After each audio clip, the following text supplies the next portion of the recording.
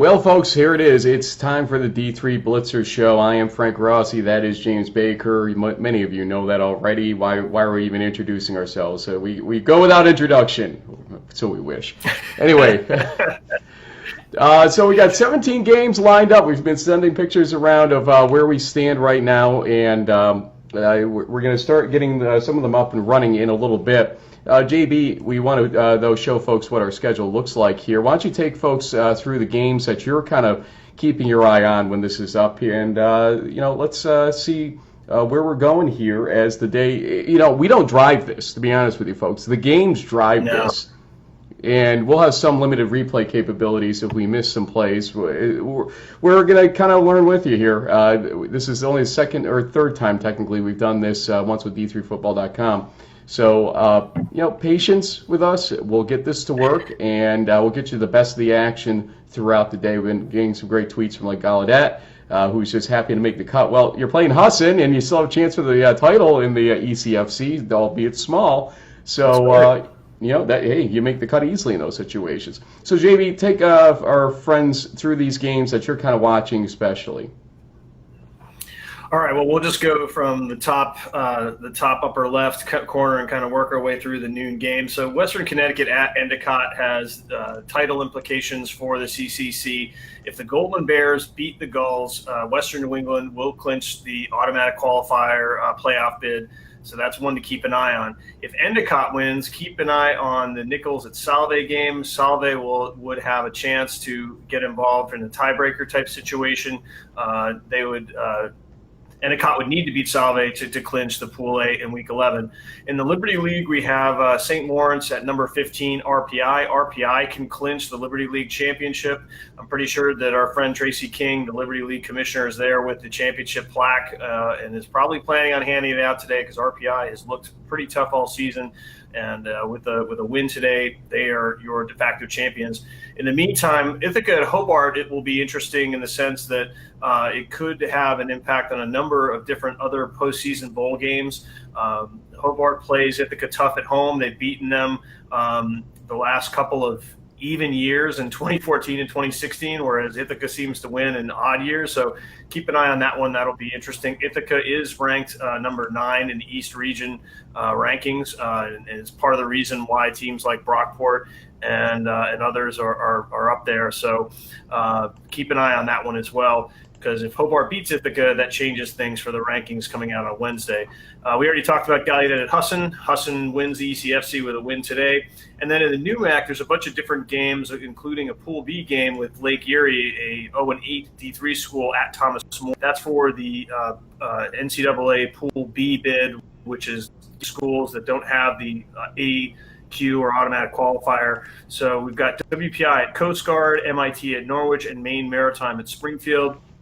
Of these games, MIT is the one who's with only one loss on the season, so they're looking to just try to hold off a cadet squad on senior day to keep them in the running for potentially making it into the East Region rankings, or at least coming into some type of tiebreaker, since they did beat the Merchant Marine head to head earlier this season. So otherwise, getting the lower left here, Wesley at Salisbury, probably the game of the day for most folks, or at least for the early slate. It is the Route 13 rivalry. It's one that Wesley has kind of dominated, Frank, but Salisbury, they're 8-0. They are rated number 6 in the regional rankings, a little lower than we thought for the NJAC. So this is a big game for the Seagulls. They really need to win to stay in the playoff race. And then Stevenson at Lycoming.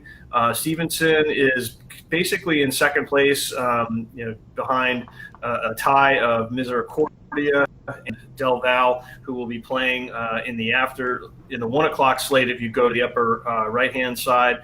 You'll see them there in the MAC. Del Val is at Kings, and Misericordia is at Albright. Both teams are probably the favorites in that one, as Albright hasn't won a game this season. Kings has been a little hot and cold. They could give Del Val a scare potentially, so we'll keep an eye on that one at 1 o'clock. At the top right hand, more NJAC games. Frostburg at Kane. Rowan at Montclair State. The latter, I think, probably is the one that we'll be watching a little more closely. Frostburg has been pretty strong, and the Cougars have really struggled offensively this season. So probably not spending a ton of time on that one, other than just to confirm that it pans out the way we think. But Montclair, we thought, could have been in the regional rankings at 6-2 with losses to only Frostburg and Salisbury. So we'll see what happens there. And then kind of the saving the best for last, you could say, we have the de facto Empire 8 championship game between, as you can see here on the East Region rankings, number 1 Brockport taking on number 5 Cortland in a game that should feature 2 outstanding offenses. And we know Brockport's defense is one of the best in the nation. The big question mark is, can the Red Dragons somehow figure out a way to solve for Joe Germanario and the number of different offensive weapons that the Golden Eagles have to bear. Last year at this time, Brockport kind of had to scrape by against a tough Alfred team to win the championship, and I think they're favored to do so. But we'll have to see how it plays out, and that will be kind of our late game. There is one other game that we wanted to include in the Blitzer, which was the MASCAC kind of de facto championship game between WestCon and Framingham State, but with a 5 o'clock kickoff. We're not up to doing this straight. We'll be lucky if we can get the first 3. So, we'll keep tweeting out updates on that one and keeping an eye on what's going on. So, lots of different games to cover. I think there's 11, Frank, in this first noon kickoff, and it's going to kind of slowly peter down around 2:30. But then the Brockport game kicks off, which will be definitely something to keep an eye on. So. We'll do our best to try to stay on top of all these different games and tell you about all the different playoff and other implications. And playoffs? What? That woke me up there, see? Exactly. Yeah, exactly. Well, we're starting to get our first batch of games together here a little bit, and we're going to especially be focusing on Western New England Endicott, St. Lawrence RPI, Gallaudet Husson, and Wesley Salisbury in this early going. So we'll be getting those soon up and running. We're about 2 minutes until the official kickoff time, but obviously some of these games don't kick off until a little bit later than that. So we will be, working on that as the next few minutes go and getting all these things up and running. I see a coin toss in the RPI game coming up here. And then we lost Veep for a second there, but. I've got a few other screens going on here simultaneously, so if we got a lot of stuff happening live here, so we're going to do our best to keep an eye on things, and you can tweet at us at D3FB Huddle. If you're at a live game and you're tuning into this, you'll probably be a little bit ahead of the tape delay, so that would be great to give us a heads up so we can jump over, but We'll do our best to stay on top of everything. Yeah, I can see some right over here. It's sort of over, I guess it's my left, but screen right. I got the Salisbury Wesley game teed up. They're doing the national anthem. Some games are starting to get underway. I can see the national anthems going on at the Hobart Ithaca game. So we've got a lot of different stuff about to get going here. So it should be exciting. Let's go to the St. Lawrence RPI game with the national anthem playing right now.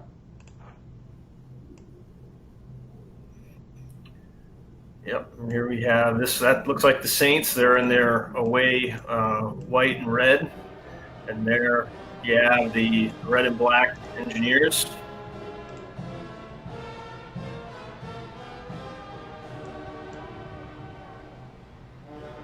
Quite a job by Ralph Acernia these last 3 seasons, Frank. The RPI has been either a co-champ or, potentially this year a undefeated champion in the league. So RPI really doing some good things on the field there up in Detroit. It's right around noon here in Troy. Good time to remind you that you are listening to WRPI Troy. There's our good friends Kurt Stutt and Bob Conway ready to start their action over there. So we'll have that game running for you momentarily. Waiting to get the Western New England game back up and running for you folks. And I believe we may actually have that coming up here in a moment.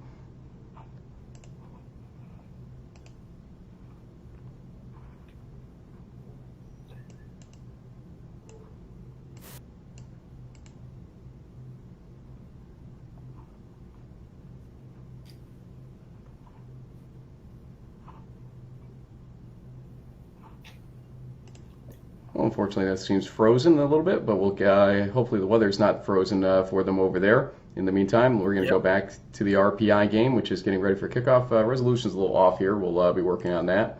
That looks a little low for resolution. We're going to kick that up a notch or two. Yeah, right.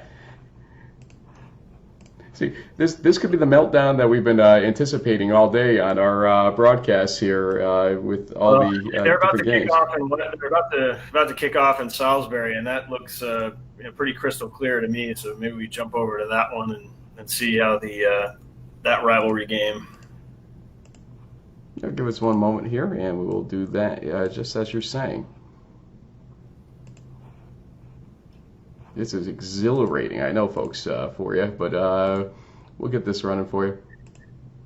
So it reminds me of last year. It kind of takes a little while to get all these different things teed up, and then it kind of picks up steam. But it looks like we got Salisbury with the ball at their own 35-yard line after the kickoff. They're lining up and getting ready to go here. Hobart's about to kick off to Ithaca. I'm assuming that they probably won the toss and defer. That's been Coach Craig and now Coach DeWall's MO for many years. Looks like we're about to get underway in Rhode Island with Salve. Nichols has the ball at their own 35, getting ready to kick off. So lots of stuff getting underway here. And we're going to go back to RPI in a moment here, actually.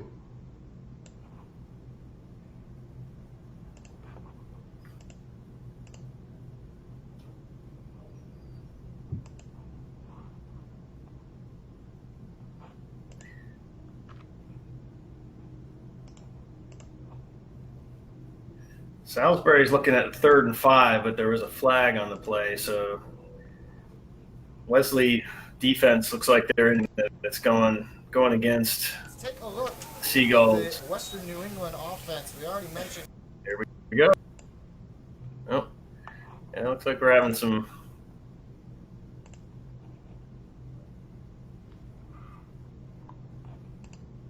glitches there with the Endicott feed. Yeah, having some bandwidth issues on our end here. We are working those out, though, so give us a moment. Yep.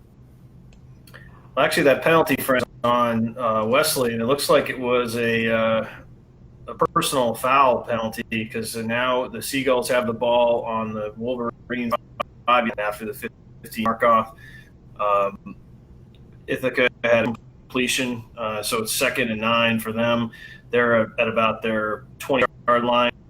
Just flew coverage, but one ahead of definitely got a good beat on the ball, and I think it was because Endicott was not expecting.